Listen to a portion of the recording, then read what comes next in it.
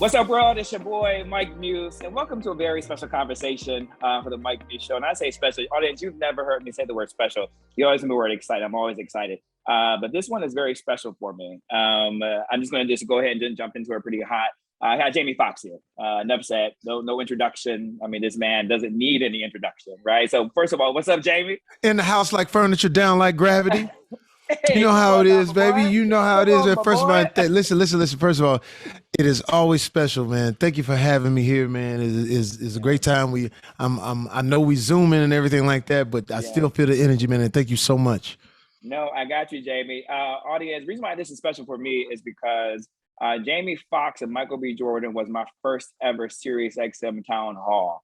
Jamie Foxx and Michael B. Jordan had to give the green light for me to be able to do that town hall. And Jamie, I just wanted to thank you, man, for trusting me with that conversation with Just Mercy.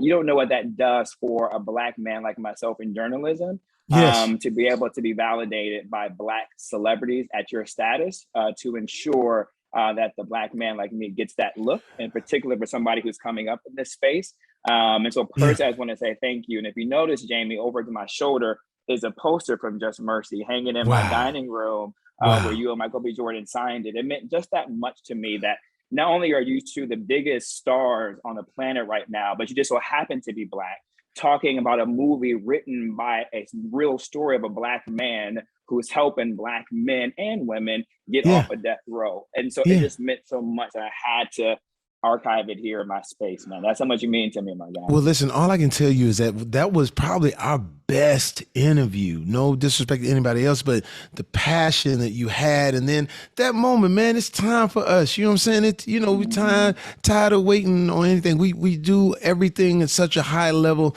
and like, you know what I love, you said you happen to be Black, and that is a beautiful thing, because what I tell my kids all the time, and I tell kids that are around me, my nephews, because I try to show them people doing different things. I try to show people like you in a positive light, doing journalism, doing things that are sometimes, you know, when we dream, we can only dream what we see, and it's narrow, especially when it comes to us. But to see you taking those reins, taking that helm, and doing something special, because we need our voices, man. We need to hear, we need to get fed, because, you know, the winds are blowing out here, man. So they're blowing in a way that sometimes, you know, they'll utilize us when they need us, and then when they don't need us, you know, they throw us away. You know, I feel like sometimes Black people is the side piece of America. Like we the side, like they're just treating us like the side piece. And so having people like you who will hold people accountable for things, who will also, you know, be so proud of who you are, man, and what you do, it just means a lot. I was happy to be a part of that. And anytime you need me, I'll come DJ your kitchen, whatever you need. Hey.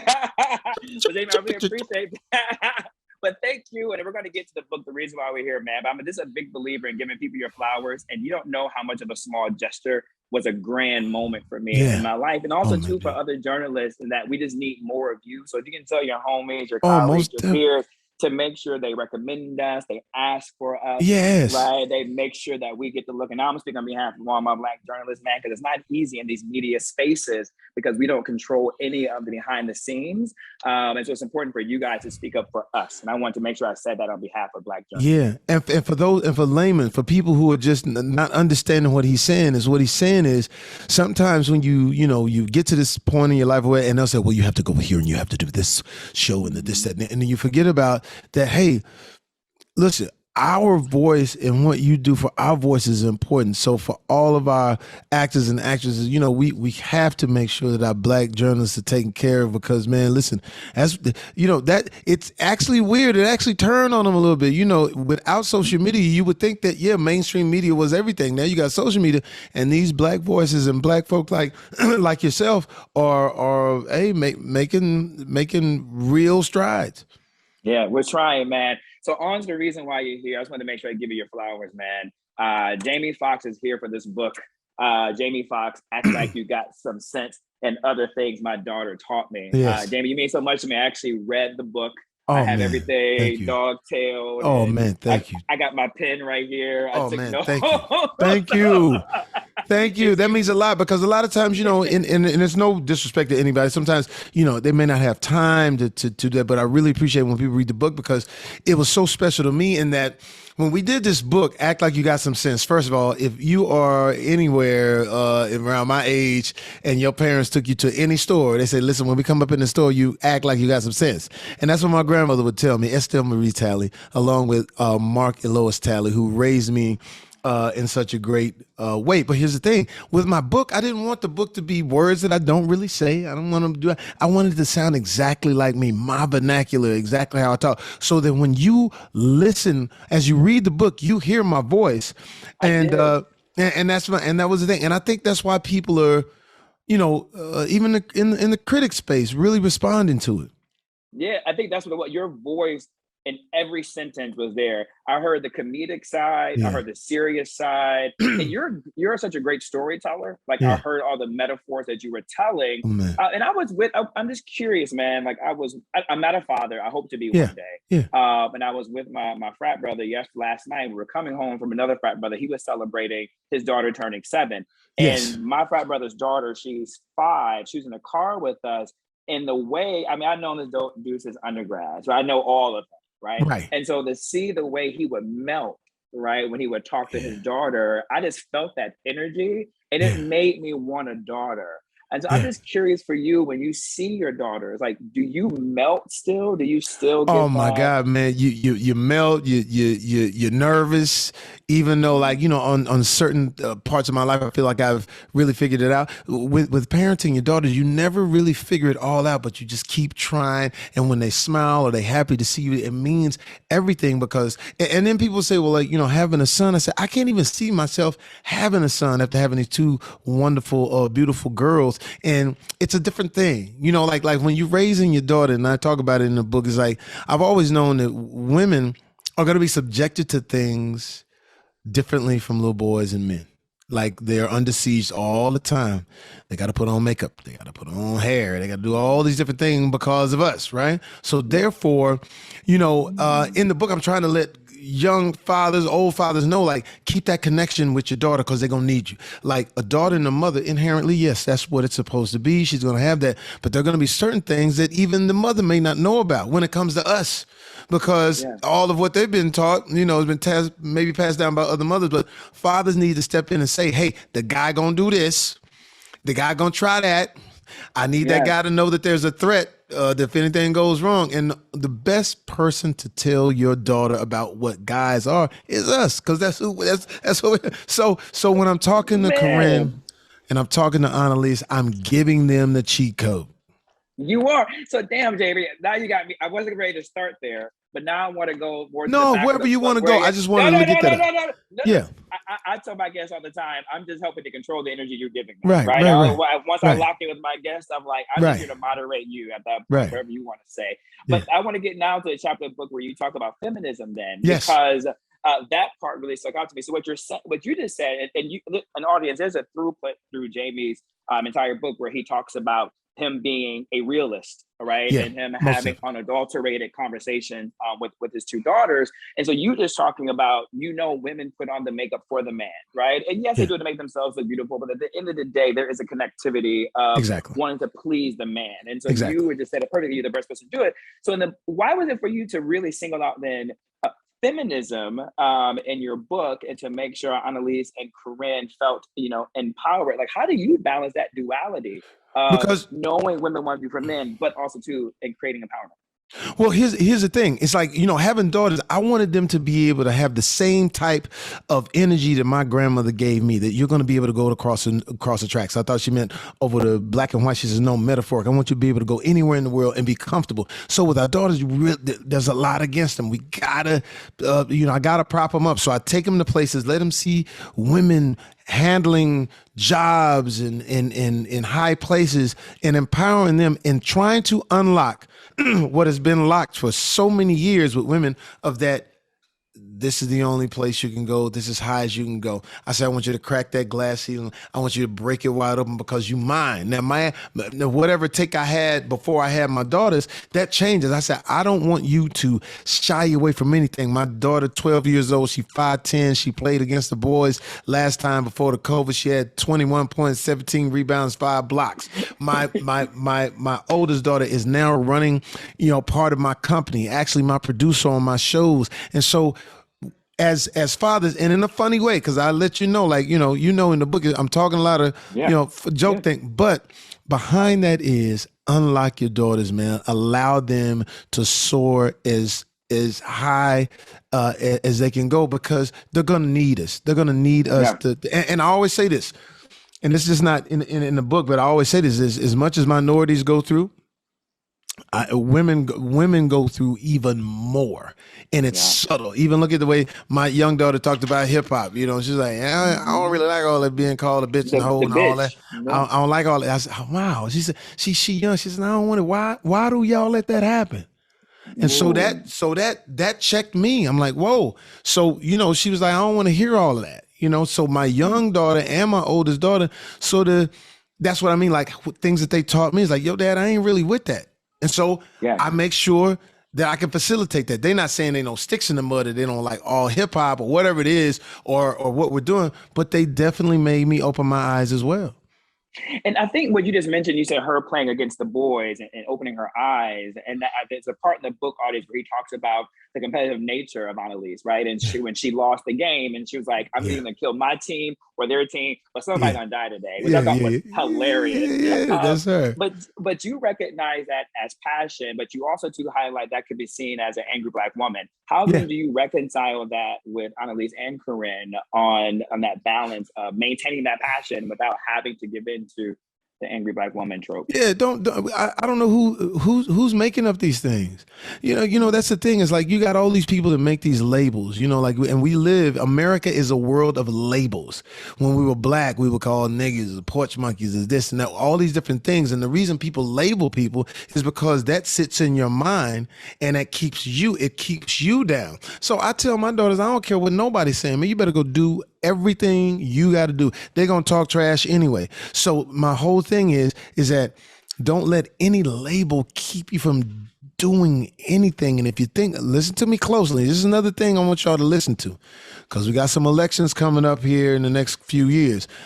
Watch how a person or persons label other people. And the reason that they do that is because they're trying to chip away their power. We're trying to change their perception, trying to get that Black woman or Black man or whoever that is to tuck in what they do. The next book I'll write is called Eating Fried Chicken in Public. And what that means is not feeling a certain, and the reason I got that because my sister, one day I had some chicken, and I was on the set, and I love a 6-piece from Popeyes, and so as soon as it got there, I got the wailing, and I wasn't thinking about nothing. And my sister's like, "What you doing?" I said, "Well, what you doing?" Yeah.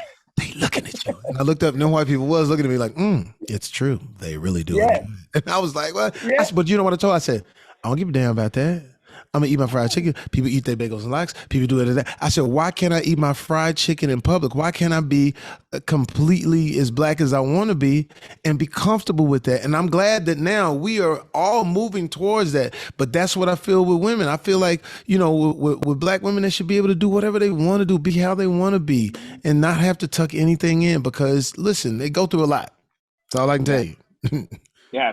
I mean, the whole idea of like, I wanted to throw my pen at the screen at you when you talk about the ability to eat fried chicken in public, because white America, Black people have subscribed to this narrative of what is right, based upon whiteness. And then we get into respectable politics and what we should be. And so we think that, Jamie, the thing that made Black people so unique and special, our food, our cuisine, our vibe, right? Yeah. Everything there's a moment where once we get more money and get more educated, then we begin to dismiss it as not being we begin to talk differently.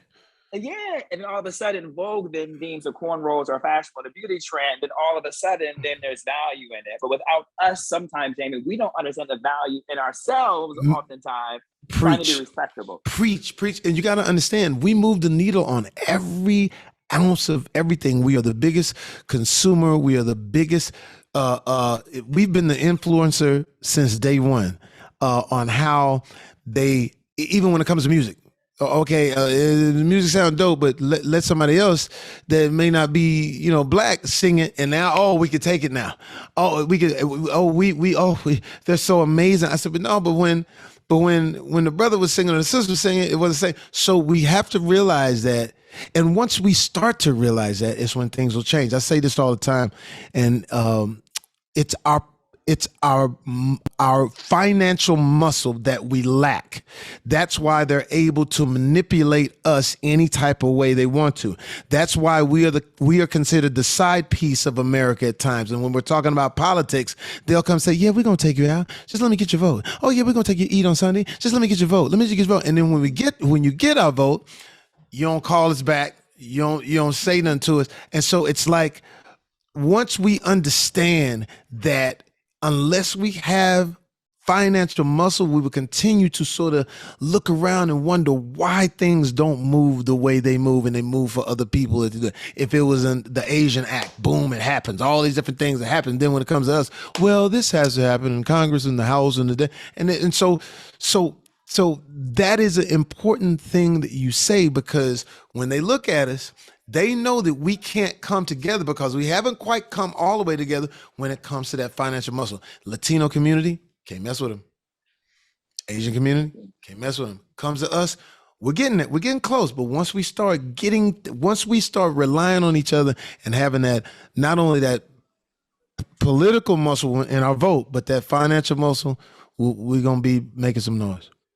I see where you're going. I can't keep you. I know that. But I'm going to wrap it up with Corinne and Elise and around legacy. But when it comes to that, you mentioned earlier that Black people are America's side piece. And I think that's genius. Yes. But also, too, picks up what I was saying early in the beginning on responsibility of individuals like yours in power to pull a seat to the table for others like me to have a seat. Because, Jamie, what happens is not only do we need people in front of the camera, in front of the mic, but behind the camera, behind the mic, because we're not the ones creating the narrative, the executive producers, right? As the CEO of these media companies. And so therefore, the only trope that we put up of Black people are either of an athlete or a celebrity. Exactly. Somebody with my background is invisible or seen on television or in film. And we all know, Jamie, that television and film is what shapes America's narrative on Blackness. I was at a fancy restaurant in the West Village here in New York City the other day, and I was speaking with these two white women at the bar. At the end, me and my other Black best friend were there, and they asked us if we were athletes. I was like, athletes? And then I had a US Open jacket on, Jamie, and then they said, well, are you a coach for a tennis player? What about me gives you tennis coach or an athlete, right? Brother. But that is the trope of what they see on television screens, and therefore I must be. Yes, and brother. That is what you're talking about. Brother, listen, I was at a place, I'm not going to say the name because I'm going to spare him. Same here. But I was at a place where you play chess and everything, right? And a guy outside said, so he's looking at my guy, me and Robbie Morgan. You know Rob Morgan, who the actor. I love Rob Morgan. That's actually a friend. Yeah. Like so me and Rob, you know, strong Black man. So we standing there and we got a little mask on. The dude said, so where you guys? Where you play ball? You guys ball players? You rappers? What are you? I said, man, we lawyers and doctors. Yeah. And then, so I said, hey man, he too far gone. And then all of a sudden people start coming up to us, taking pictures, and he said, I think I owe you guys an apology. I said, yeah. But do I fault him? Or do I fault what I call the perception machine? A lot of times people may not be racist, but it is the perception that they are constantly bombarded with that they can't get by. And see that you are a journalist or a person could be a doctor and all these different things. And even we sometimes paint ourselves in the corner and say that this is all that we can be when it is not. And so that's why I say here on this, let's do the movie or the television show based around you so we can show the world that there's so many shades to us. We went to see Forrest Gump as well. We go see, that's what used to trip me out about Hollywood. They'll do a white show and then put one Black person on and says, well, if they see that Black person, I'm sure they'll tune in. Yeah. And so I appreciate what you're doing. Brother, audience, I literally closed the book. So I'm throwing in at Jamie and the iPad. Thank God, Jamie, we didn't meet in person because your arm would be bruised by me slapping you so much and everything you just hit on. I want to end with Corinne and Annalise on legacy, because I think that is the most beautiful, poignant part of a father to leave legacy for a children behind, and the legacy you're leaving will help them shape narratives of Black people and Black women. Why was it important for you to put Annalise within your production company at the forefront of that? Well, the reason that I have Corinne. The reason I have Corinne and Annalise already employed or already having a responsibility, because listen, when you start looking back at your career or your life, wherever you are, it's okay. Eventually, I'm going to have to go sit down somewhere, and I'm going to have to pass this on to my children. Now, when we look at people or parents, we look at how their kids develop as how we judge who they are, in a sense, especially in being in the limelight, or in this instance being successful. So therefore, I want to be able to give them the comfortability of where they work, meaning like they're already comfortable around Leonardo DiCaprio. They're already comfortable around Drake. They're already comfortable around these executives. They're already comfortable. They've already sat with Amy Pascal and other people that are behind the scenes. Therefore, when as they are, my youngest daughter already wrote her own anime. My oldest daughter already wrote another TV drama. They're already on that trajectory, and that's going to be the most important thing when Daddy has to say, "Hey, maybe I can't do this right now," or maybe I've, whatever happens to me happens. It won't affect them, because I want them to be able to say, "Dad, I got it. You chill." Yes, that's the biggest thing. Giving this to them to say, "Dad, I got it. You go chill." I can go so many directions. That's for part 2. Jamie Foxx, I got to let you go. Ladies and gentlemen, this is why Jamie Foxx is the man, and this is why I love him so much, and this is why he and I connect so well. Please make sure you go get the book, Jamie Foxx, Act Like You Got Some Sense, and Other Things My Daughter's Taught Me. It is available now. This is just a piece of what is in this book. Jamie Foxx, I just love you, brother. Thank you so much, man. All right, baby. All right, man. All right, be good. Thank you. Take care. Bye-bye.